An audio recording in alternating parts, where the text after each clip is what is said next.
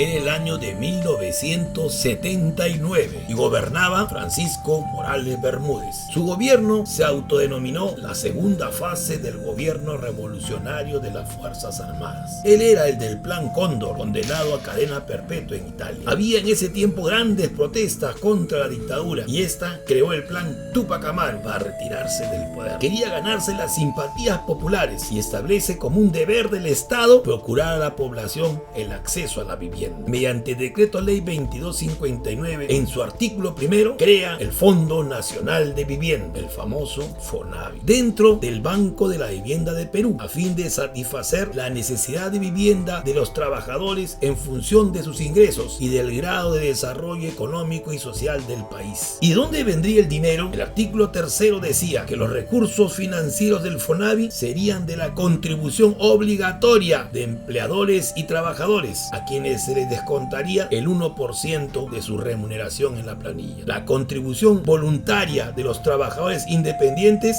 sería del 5% del ingreso mensual. Ahí se establece claramente en el artículo 17 que los recursos del FONAVI serán destinados a la construcción de viviendas destinadas a ser alquiladas o vendidas a los trabajadores que contribuyan al FONAVI, y también para otorgar créditos a los trabajadores que cumplan con el mismo requisito para los fines de vivienda. Para el desarrollo del programa de vivienda, el Ministerio de Vivienda y Construcción determinaría las características y los requisitos de las viviendas a construir. También decía que deberían abastecer a trabajadores de bajo y mediano ingreso y ubicarse preferentemente fuera de Lima y el Callao, decía el artículo. La compra y venta de las viviendas se daría mediante sorteo a través de un reglamento establecido por el Banco de la Vivienda del Perú. Posteriormente a la adquisición de la vivienda, los beneficiarios podrán acceder por única vez a un financiamiento para la mejora o ampliación de la vivienda para asegurar que se mantenga en buen estado. Y en el gobierno segundo de Belaúnde, los fondos del FONAVI se destinaron para el desarrollo de viviendas, pero para la clase media y de conjuntos habitacionales en Lima, Arequipa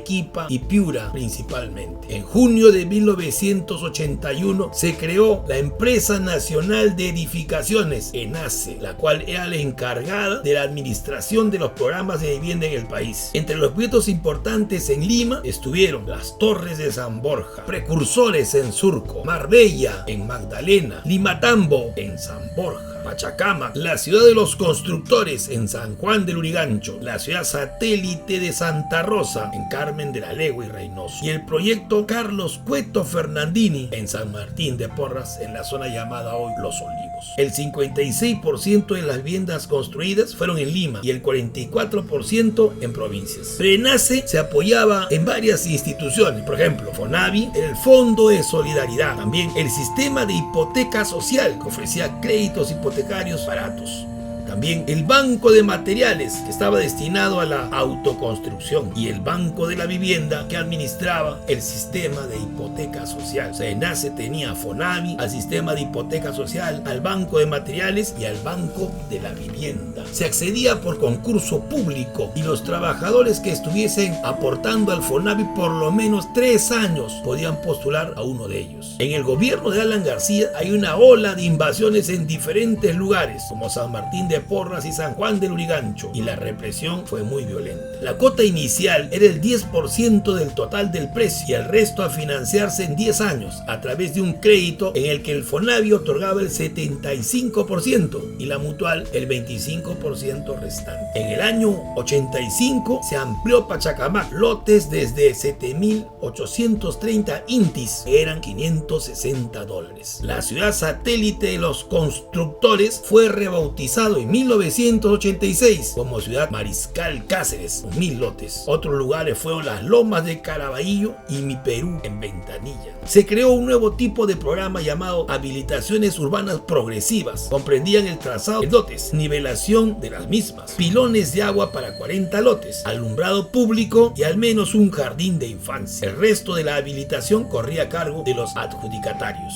ENACE ahora otorgaba créditos supervisados para la construcción. Evidentemente Evidentemente también hubo una falta de transparencia y malversación del manejo del dinero de los aportes por parte de los partidos corruptos que estuvieron en el poder, pero eso no niega la trascendencia de la obra. En el gobierno de Fujimori se cambió la constitución y se dejó de reconocer a la vivienda como una necesidad básica de la persona y se restringió el concepto de políticas públicas. La implantación de un modelo neoliberal condenó a que el rol del Estado como planificador, constructor y promotor de la vivienda social y económica quedaran relegados al de un instrumento facilitador de políticas a favor de la inversión privada y de bonos económicos de subsidio. Fujimori, mediante la ley 26969, declara que a partir del 1 de septiembre de 1998 liquida el FONAVI y así desconoce el sacrificio de generaciones por conseguir vivienda digna. La contribución al FONAVI se sustituye por una inventada por él llamada Impuesto Extraordinario de la Solidaridad. Es realmente una vergüenza. Este impuesto era administrado por una institución creada por él y se convirtió en un ingreso del tesoro público, o sea, de la dictadura corrupta. Esa ley fue firmada por Víctor Joiguay, aquel que aparece en los Vladivideos entregándole dinero al dueño de Canal 5, Ernesto Schultz. Estuvo 7 años preso por defraudación tributaria. Al caer la dictadura, se anuló el impuesto extraordinario el año 2004 debido a las irregularidades en sus cifras. En el 2008 se crea la comisión multisectorial que llegó a la conclusión que el dinero desaparecido alcanzaba los 10.000 millones de soles. Tantas obras se pudieron haber hecho de no ser por estos corruptos presidentes. En el año 2010 se convoca a referéndum a pesar de la oposición del APRA y otros partidos políticos. La ley aprobada por referéndum en su artículo primero dice: devuélvase a todos los trabajadores que contribuyeron al FONAVI el total actualizado de sus aportes que fueron descontadas de sus remuneraciones. Fue desde el dictador Fujimori cuando el dinero que se descontaba a los pobres trabajadores para construir casas se empezó a utilizar para cualquier otro fin. Tomaba plata del FONAVI y la destinaba al PRONA, al Programa Nacional de Asistencia